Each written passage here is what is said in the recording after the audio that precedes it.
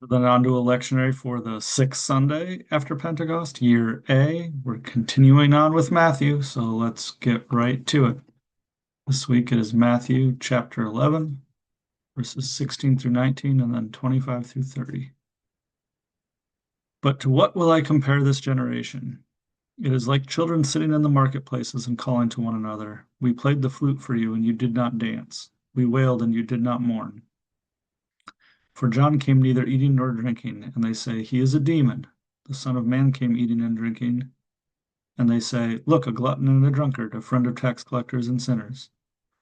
Yet wisdom is vindicated by her deeds.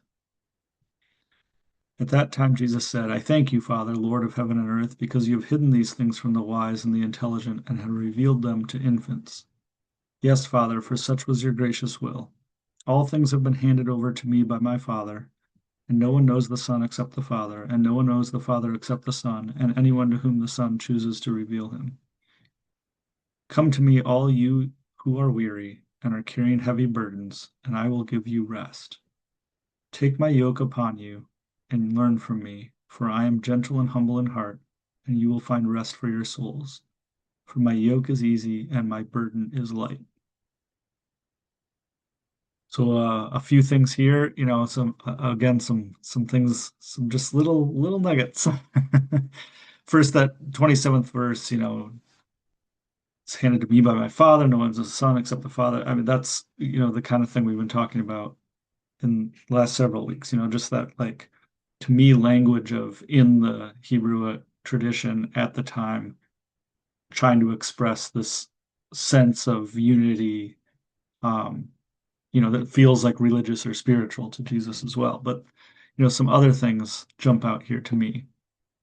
Um, one, like, the link from these first ones, the first part here about, kind of people aren't listening and, they say that's not good enough in the one way, but if you do the other thing, that's not good enough either. Um, but and I know it's because of the jump, getting rid of verses 20 through 24 in the lectionary here. But then the next line then is, thanking God, reality, the ground, because you've hidden these things from the wise and the intelligent, revealed them to infants, right? And I think there's something, there's a lot of links there we can make, the idea of in Buddhism or Zen, beginner's mind, um, the sense wise and intelligent here, right? Meaning like intelligent minds, like discerning and, so what's hidden? Well, the discriminating mind, right? The mental faculties, the idea of conceptions is not going to figure these things out, right? But infants and not actual babies, right?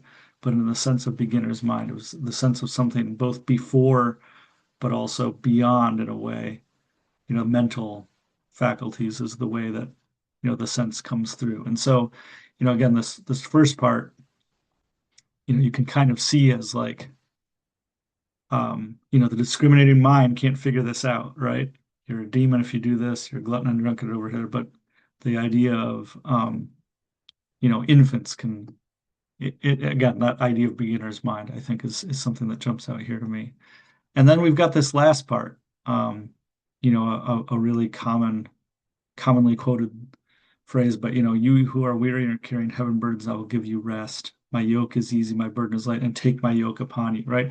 I think that's really interesting in the context of the whole lectionary that we've done, because Jesus doesn't always talk like that, right?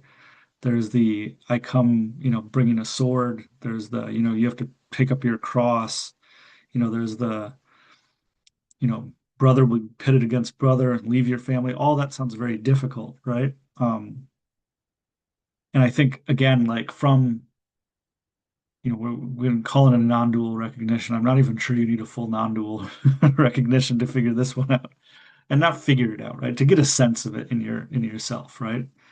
But the idea of, to the psychological self, to the small self, whatever we want to call it, these are really difficult things, right? You're being asked to leave behind everything. You're being asked to die to self, all the, like the biggest sacrifices possible. Um, but at the same time, you know, if you take on this yoke, right, which feels like taking on another burden to the psychological self, um, but to the, again, true self or ground, or the sense of true nature, all of a sudden it's actually easier, it's lighter. The struggle actually ends, not because we get answers, right? Not because we've got like the right way to do it here, but because the questions kind of go away, right?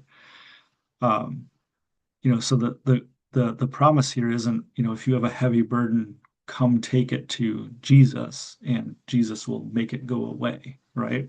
Even though that can be the traditional reading of it here, but from if we feel into it, and from that shift in perspective, that shift in identity even, right? It's come to me with the burden and rest in that, in reality, in what is, right? In true nature. And you'll just discover that the burden is not so heavy. um, Not because the burden has changed, right? But because the heaviness is in a whole different context, a whole different perspective. It's just, moving where life goes, living with what is, all of that. So, again, like even in this classic kind of passage, we get some cool nuggets here and there.